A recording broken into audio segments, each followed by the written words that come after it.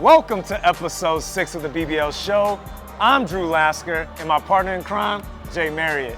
Our journey brings us to the city of Manchester, the National Basketball Performance Centre in Bellevue to be exact. Home of the Giants and Mystics. So let's get this show on the road, Drew. Manchester is the third largest city in the country and approximately 208 miles from central London. This part of the country is typically known for being wet, but also has a reputation for producing world-class talent, such as boxing icon Tyson Fury and Ricky Hatton, footballer Marcus Rashford, hip-hop artist H, Bugsy Malone, and Meeks. Also home to the Manchester United and Manchester City. The Manchester Giants is an organization that sits right in the core of all of this talent, has a rich history that was relaunched and founded in 2011.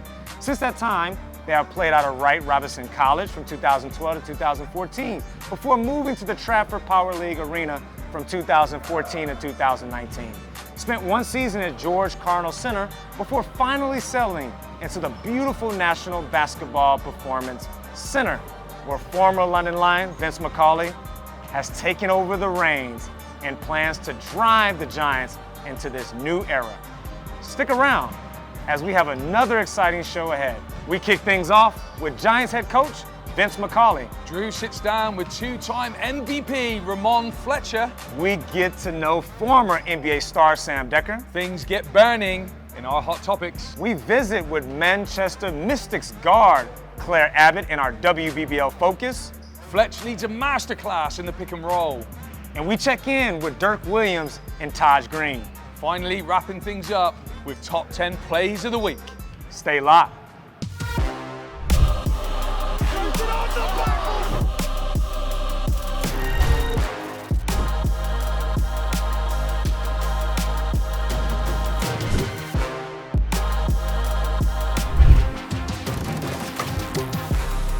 Coach Vince, welcome to the show. How are you? I'm well, and welcome to Manchester. Thank you very much. Very honoured to be here.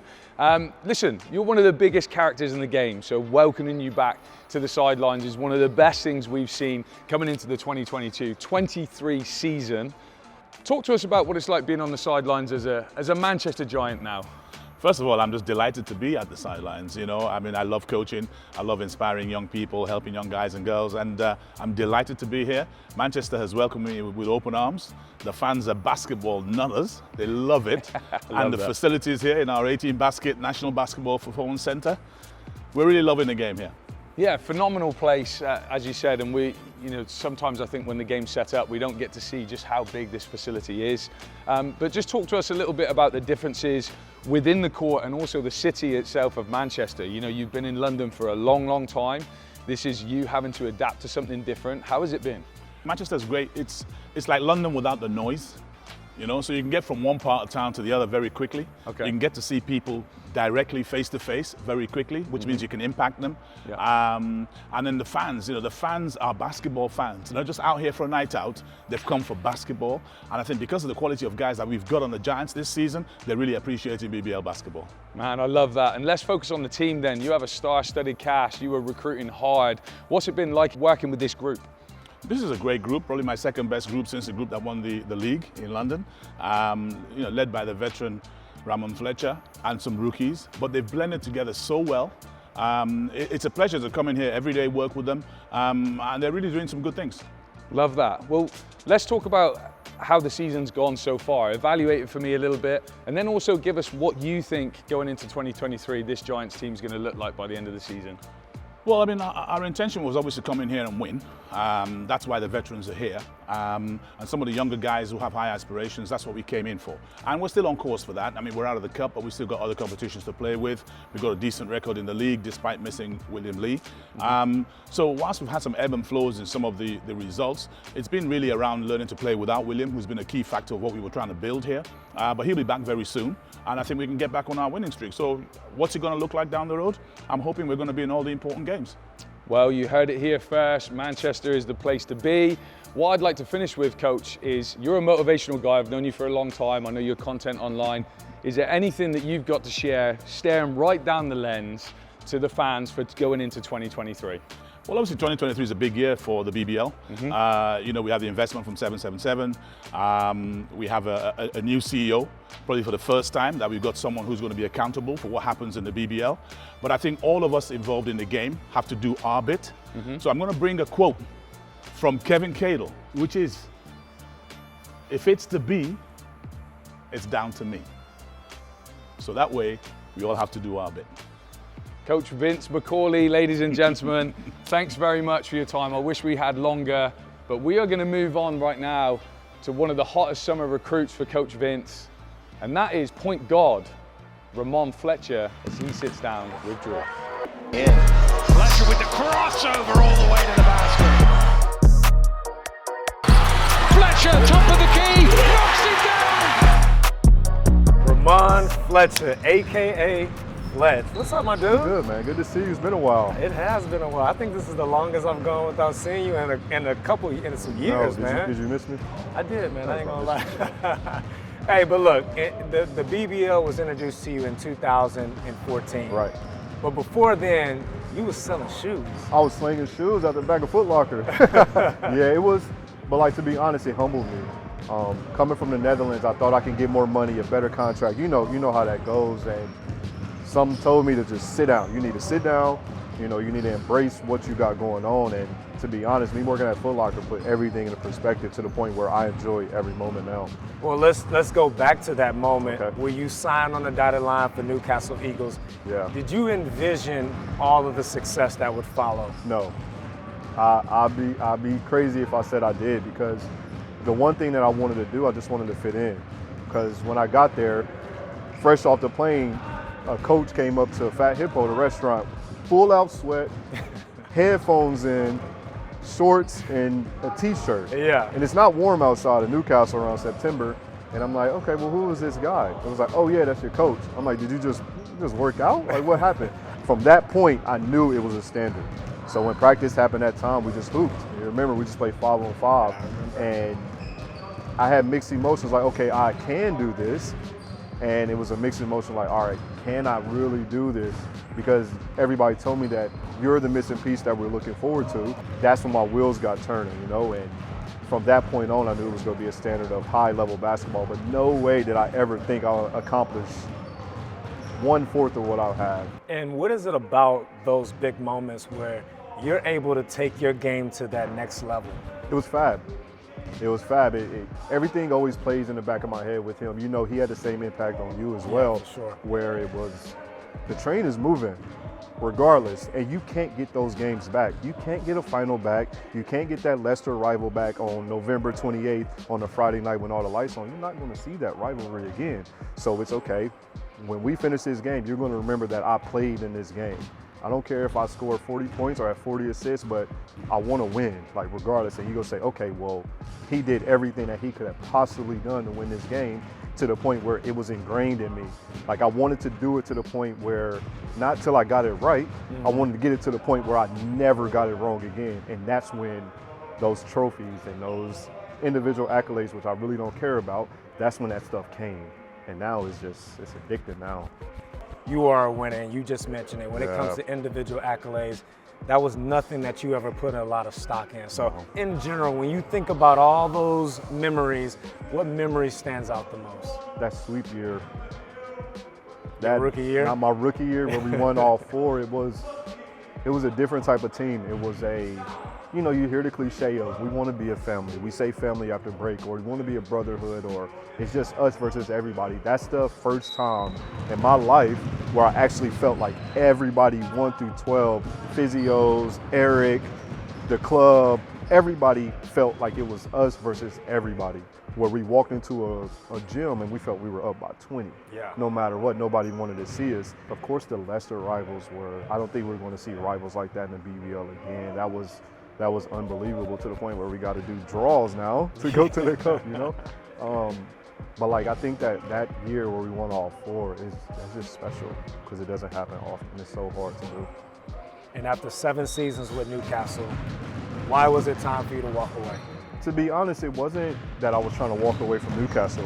I didn't know if I wanted to play in the fall at all, because I mean, you know that what I was doing last year, I was in school. Yeah. I was preparing for afterwards, and I didn't know if I wanted to play basketball in the fall at all. My whole goal when May came, June came, I was going to play in Australia come February, March, just to switch it up, you know, because I felt I needed something new, because up there, you know, it got a little repetitive, and, you know, you kind of need a change, and you kind of lack that motivation, because you got to find little things that motivate you, like, oh, this guy tweeted this, or, you know, they said this, that, where you got to go out and hoop, to the point where that didn't affect you that much. And so the whole summer, I'm going back and forth. I'm 1 foot in and 1 foot out if I want to play. And then I got a message from Vince where it was like, you want to give it a go? You know, and it was like, okay, well, what are you trying to do? Where are you going to be at and everything like that? He was like, well, I'll message you in 2 weeks. Still then, I'm thinking like, you know, I don't want to play for another team this league. I can't see myself playing for another team this league. But he said, well, we'll get Dirk and we'll get William Lee. I was like, all right, I'm in. I'm in, because it gives me a different perspective, and that's a different challenge. Where I came into Newcastle, I had you, I had Fab, I had Chuck, which you guys were the best. Indeed, you guys were the best veterans I've ever had. Best veteran, like, believe it or not, you guys taught me so much, and I have a little bit of each one of you in my mental, in my game, you know? And now it's like, okay, can I do that for other players? And, you know, I'm still working on it, I'm still trying, and now it's time to pass it on. Yeah, if I never thanked you guys ever, I want to thank you, D, Chuck, Fab. I want to thank you guys from the bottom of my heart, honestly. Well, I want to thank you. That's why I got 11 titles, man. Well, finally, I'll leave you off with this. All right. Occasionally, you'll see these things floating on social media, right. the GOAT debate. Yeah, and your name is thrown into the mix, and rightfully so. What's your take when you see these things floating around? It's the same thing with the NBA. Not saying that I'm at the caliber of these GOAT conversations of the NBA players, but it just depends on preference. It depends on era. It can't be one person that determines who's the best of all these eras, because some people like Michael Jordan, which he started it where we watched it, but his GOAT was Dr. J. You know what I mean? So like every single era is going to be somebody that dominates that era. Maybe in this era, maybe I might be. Maybe, which that's always a debate. But like as far as like the whole entire thing, that I just can't sit with that, because every time I start a season, I gotta prove something. You know, it's always something that I have to prove, and that's the mindset that I go in with. The GOAT debate, it is what it is. Well, I mean, he's being humble, ladies and gentlemen, so I'll say it for him. In my time in the league, I haven't seen anybody to do it better. Fletch, thank you for this time, my guy. Thank you. And speaking of MVP candidates, Sam Dekker has taken the league by storm since entering the BBL. Top 10 in rebounds and top 5 in points. And now his London Lions have just punched a ticket to the BBL Cup Finals. So let's get to know Sam Dekker. My dad was a high school coach for 30 plus years in my hometown at a couple high schools. My brother, who was 6 years older than me, grew up playing, so I'm watching them around the game. I wanted to be a part of it. Those are two probably of my biggest inspirations still. Before I can even remember, I was trying to dribble a ball and run around and just wanted to be part of it. I grew up in a city called Sheboygan, Wisconsin. You know, kind of just a cool coastal town. And they love their Green Bay Packers and their Milwaukee Bucks. They love all their sports teams there, which, you know, really instills that sports culture in you. And I always had access to a gym.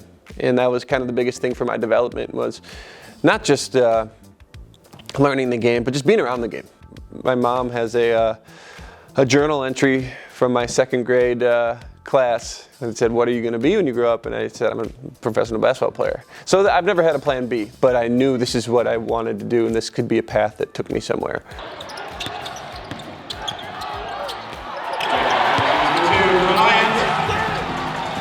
I remember there was a game, I think I was 5 years old, but I still remember it. We went to the Milwaukee Bucks game at the Bradley Center. My first game I ever went to. It was the last game of the millennium. And I remember how cool it was, and the bright lights, and the mascots, and the fans, and the t-shirt toss. I just thought it was like the coolest thing. And we were up in the nosebleeds, and the fans started dwindling down. My dad saw it as an opportunity. Let's get closer to the court and kind of find some open seats to get closer to the action. And you know, the fact that I still remember that as this like turning point for me. Like, this is so cool. What an experience. Like, oh, these guys I see on TV, I'm right here. You know, that was a moment that was cool to me. Trying to mimic all the guys I watch on TV with my brother, playing one-on-one against him, and trying to be like my idols. To not now know some of those guys I used to try to be like is pretty cool. And you know, this game has really, I think, helped mold who I am. Lucic, great steal, and Dekker jams it in. And I was traded 3 times in my first 4 years in the NBA.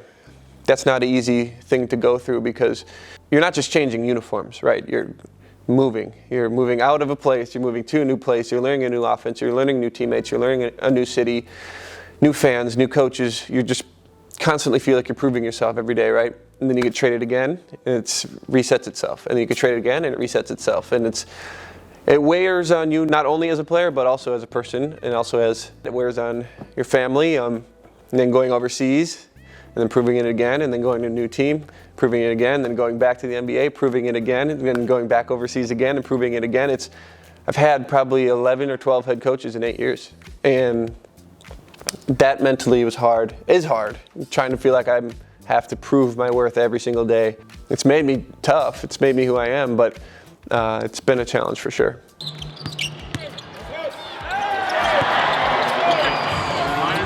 I'm trying to be a good ambassador for the game here in London, but also globally. You can see now the BBL is trying to mesh talent with structure. I love my role. I love that I have a lot on my plate. I love that I'm given a responsibility, and I don't take that lightly. Every night, the guys are going to try to go at you. One, because you have London Lions on your chest, and 2, because you know my history as a player. These guys are coming hungry, and we have to also be hungry every day. The NBA just recently rebranded all of their prestigious awards and renamed them after their legends of the game. So Courtside took to Twitter and asked, who should we rename our awards after? And the socials were burning in our hot topics. So Jay, you know, Courtside left it in our hands to rename these prestigious awards, but we're just gonna stick to 2. We're gonna stick to the league title and the league MVP, so no pressure. A lot of history in the BBL, a lot of great players, a lot of great names. So who would you name the league title after? Yeah, I've thought about this a lot, and you know, there were quite a few names that came through, but I think it's fitting that we're here in Manchester right now, and we're here with Coach Vince Macaulay, because the person I chose was Kevin Cadle. I also thought about you know, Fab. I thought about Rob. I thought about Vince himself. I thought about Paul James. I even thought about Nick Nurse with the Toronto Raptors. But for me, Kevin Cadle, especially for me in my era, that's the person that I grew up with and understood was the BBL. So for me, Kevin Cadle. Let's throw it back to you. Okay. Once again, put you under pressure for once. Yeah. Is MVP. This is a tough one. Yeah, this is a tough one. So I actually had to go back and look at the BBL history books, and for me, it was only fitting to rename this award after someone who's won this award twice, right? It hasn't happened many times, so a lot of names out there as Gino Crandell and obviously Rahmon Fletcher, but you know, I feel like we have to dig back to the past. Those guys are too recent, so I settled on a guy that was a little bit of my nemesis for my career, and that's Drew Sullivan. You know, former GB international, and also, ironically, he played for Newcastle Eagles and for the Leicester Riders. And so, yeah, like you said, so many names we can name this after, but I just thought it was really fitting to give it to a legend of the game such as Drew Sullivan. Okay guys, so many others to choose from. We've got Sixth Man, we've got Most Improved, so many names deserving. Get in the comments below and let us know who you think should be named on those awards. Let us know. Well guys, let's move this show along as Jay is sat with Manchester Mystics star guard Claire Abbott in our WBBL Foucus. Okay, welcome to the show, Claire. We know each other only too well, but for the fans and the listeners, can you let them know your position and where you're from? Yeah, I'm a shooting guard and I'm from Whitehorse, Yukon, which a lot of people don't know where that is. So if you're wanting a reference, it's next to Alaska and above Vancouver. A beautiful place, that's for sure. And obviously you're super passionate about home. And one of the things I wanted to spend the early part of this conversation on was you had a project in the summer, very, very passionate about it. It's something that you talked about last season when I was coaching you. You've achieved that in the summer, which I want to take time on screen to just say how proud I am of you, but tell people about that project. Yeah, so it was the Kwamlandun basketball program, and it really stemmed, like you said, the conversation started last season when I was in with the Queens, and one of my best friends and I, her name is Caitlin Dawson, we lost one of a really good friend to overdose, and right now there's a mental health crisis happening in the Yukon, and a really high rate of overdose, and one of the driving forces behind wanting to get this project going was to build community, to build a program that could allow children and youth to have a safe place to go, to learn and to grow, and also get a toolbox for the real world, because it's a tough place to be out in that world. So that was the driving horse behind it, and it was a huge success. We had lots of members of the community come out to support. We had old coaches of mine, we had girls that I've coached in the past come out, we had RCMP members, and it was really beautiful the way that it developed, because it started off as something we wanted to intentionally create a really strong foundation of trust and respect and being able to have a safe place, like I mentioned. And just to exemplify that, just during the sessions, one of our players, his father passed away. And it was such a huge learning moment for all of us, because it was really highlighting the importance of basketball and how you can use basketball to fuel yourself and allow yourself to feel your feelings and let that sadness and anguish and grief out. Because death is one of those things that's going to happen to everyone, and basketball is one of those ways that personally I've used it to fuel and help with mental health and whatnot. So I think it was such a beautiful way to spend my summer and create something from ground up, just like you know how to do too. Oh yeah, I know that only too well, but let's carry on that conversation just a little bit. If we're talking about your drive as a professional player, talk to us about that a little bit, because we still know the idea of this show is representing the women's game. We want to put as much shine on it as we can, because it's a beautiful game. I love the game. I love the women's game as much as I love the BBL. And you're a big component of wanting to see that shine. Why do you continue to be a professional player? We know, by the way, that that they're not great live-ins. You have to travel a lot and you have to find the right place. What keeps you playing? Oh man. There's so many reasons why I love to play. Well, first and foremost, it's the feeling you get when you get on the court, when you bounce that ball, when you put your shoes on and you go into a different world. I think that's number one for me. And number two, I'm from a really small town, and I'm the first women's basketball player to play professionally. So it's really important to me to show youth and the basketball community back home that it is possible to outlive in your dreams. And sometimes it's harder to do from a small town because you don't have the resources. So yeah, I've had to travel far distances to find trainers to train me, and I've had to travel the world to continue playing. So I just want to be able to bring back all of the knowledge that I learned from these experiences home so I can make a difference in my community. Yeah, I love that. I thought it was worth us talking about that question because I knew it would kind of link back to your hometown, and being a professional player, that allows you to put even more of a highlight on what you're doing. So it's fantastic. Let's move into the Manchester Mystics. It's a new home for you. And we're missing some familiar faces. We're used to Coach Jeff Jones. We're used to Georgia Jones being in the building. Rhiannon Bailey. Let's focus on Coach Mark Jones for a second. Her impact, what she like. I know you guys go way back. You can talk about the best we possibly know. Yeah, so our journey started when I moved to Ottawa, and when I was playing for Algonquin College back in 2013-2014 season. She was at one of my games recruiting me to be, she was appointed head coach of the Nipson Lakers, which also was an inaugural season. So it was the first year program and I was her first recruit.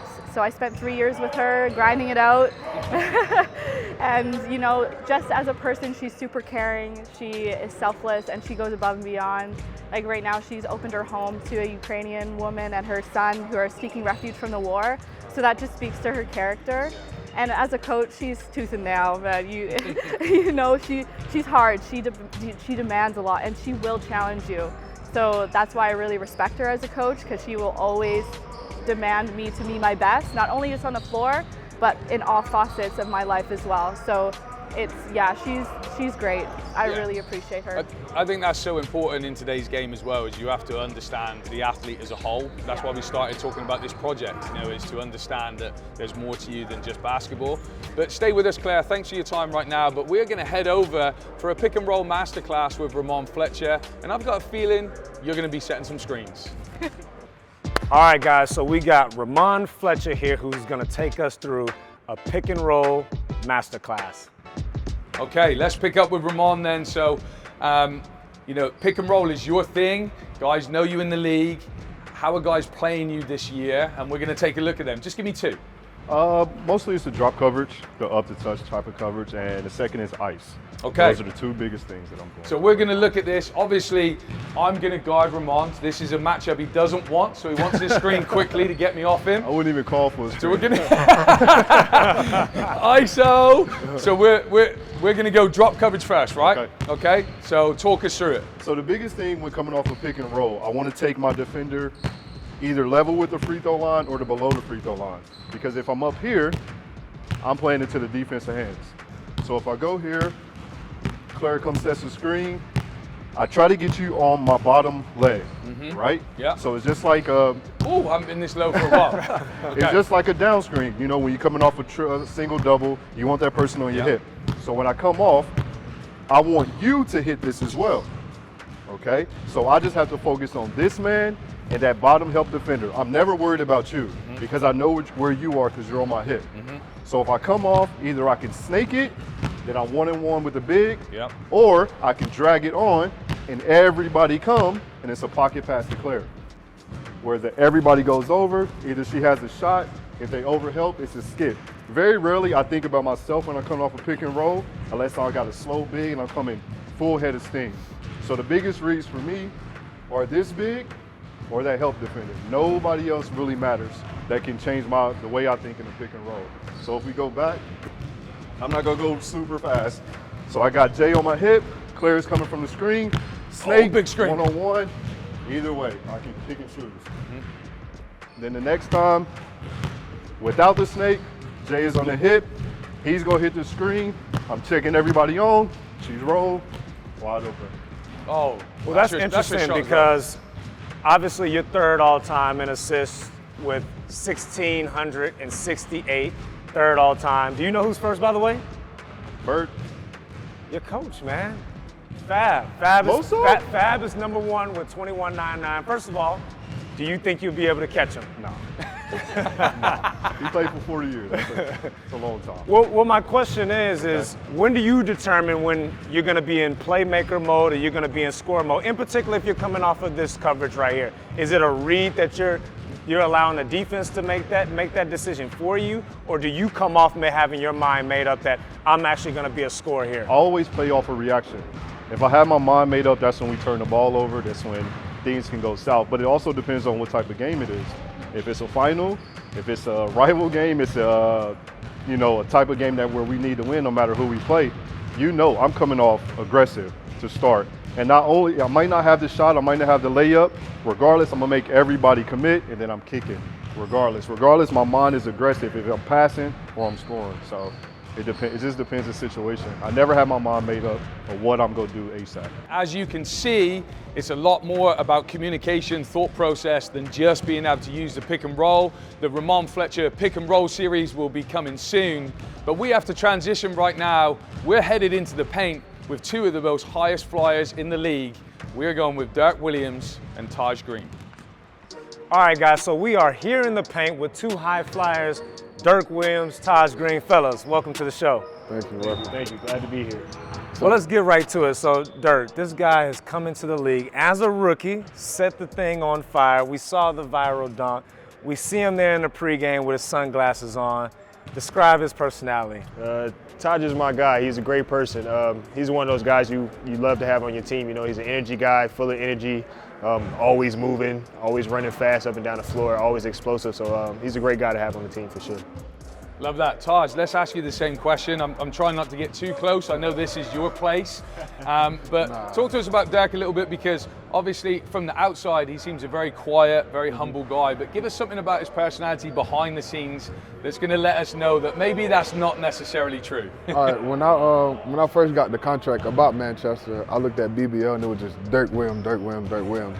So my first thought was like, I want to play against him. I don't want to be on his team. I want to actually, if he gonna give me a buck, he gotta give me a buck. You want to match it up, yeah, right? Okay, yeah. But so happily we on the same team, and like he's like a brother that you need or you want. He a clown. Y'all don't see the clownness, but he's more childish than me. I'm childish. I'll be in practice. I'll play around, but like it starts with him. Like if he starts, then I start. So it's like he's a good person to be around. He's a big brother. He's an OG. I call him an OG in the league. So it's just having him on the team is great. And I love the camaraderie that I seen from the Manchester Giants, to the point to where you got my guy, how did you get Fletch out there on the dance floor? You got him TikToking and all that? Who's responsible for that? That was all Anthony for the most part. We was having a game night, and Anthony said he wanted to do a TikTok. I don't think he wanted to leave the apartment until we done that TikTok. So me and Fletcher was just like, all right, let's do it. And we got it done. It looked like Fletcher actually enjoyed it, honestly. It looked like he did. If you slow-mo into his face, He'll never admit it, though. No, he's not going to admit that one. Hey, but it says that you guys have great culture, but Jay and I decided we want to put a wedge into that culture, and this is a slam dunk contest between you two.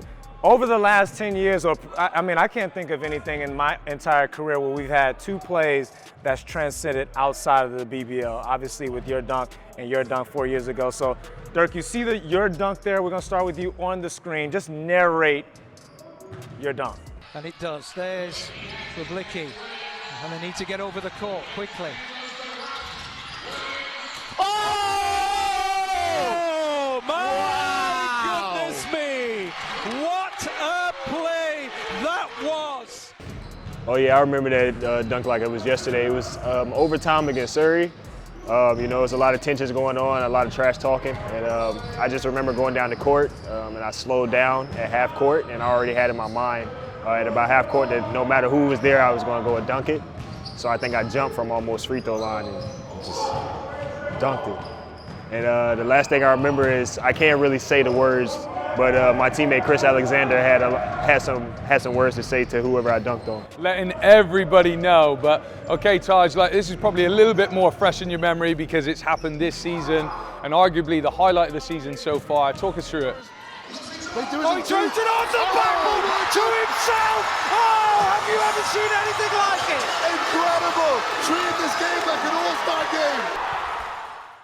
I really don't know what happened. I blame it on Fletch a lot because Fletch was talking junk, and at that time I think I probably hit like 4 threes in a row, or like I was 4 for 4. So he was like, keep shooting, shoot his face off.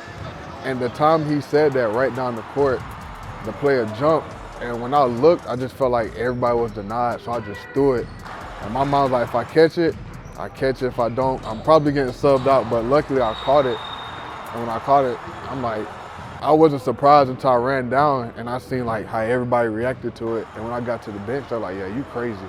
And I wasn't thinking that was on Sky Sports. So I was like, this is just a regular game. I'm just doing something, but I didn't know it was that big until after I did it. So it was one of those things.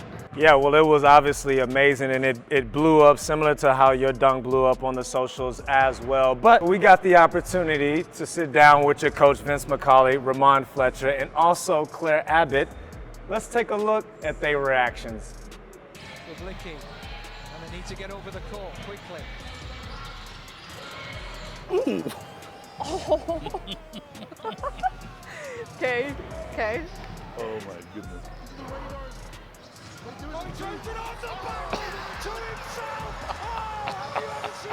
Oh man. Oh my, right. Well, which one's the best one? I've got to give my guy Tajh huge props because there was nowhere else to go. But Dirk went left, right, and all over him. So I'm having to go for Dirk Williams. Oh man, has to be one of the tougher decisions I have to make, but oh man, I think I'm gonna have to go with Dirk. I'm gonna have to go with Dirk. He called a body. It was a body, chest on chest, everything like that. And the magnitude of that dunk, I remember I was playing in Slovakia and my phone was blowing up. Did you see Dirk do this? Did you see Dirk do that? And it made ESPN, so I gotta choose Dirk. Sorry, Tajh. This is a tough decision, but I think I'm gonna go with the first one with Dirk's slam dunk. It was a clean sweep for my man Dirk Williams. Well done, brother. Take the glasses off. Yeah. Let's go to the loser first and see, you know, how are you feeling right now? Do you feel that's a just decision? No, it was a body. So anybody taking the charge and you get dunked on like that, like I respect it. It was a body. So I just have to, you know, try something real soon to get them back. Just keep working hard. You'll get there someday. I'm gonna do something to surprise them real soon, and we'll have this debate again. I wouldn't put it past him to try something crazy in another game soon here. Well, if we've motivated that factor, then we're doing our job, you know? Oh, yeah. Well, before we get out of here, Jay, I want to put you on the spot. Which one was your favorite? He said he wasn't going to do this unless it was a tiebreaker. I'll hold him back. No hard feeling. For me, obviously, it would be easy because it's fresh in the memory to go with Tajh, because that will be the play of the year. I can't see anybody beating that unless he goes for it himself. But I remember that reaction to Dirk's dunk. How everybody was at that moment. I'm going to have to go with Dirk as well. I'm sorry, my man. It is what it is, man. Yes. It's time to move over to the top 10 plays of the week.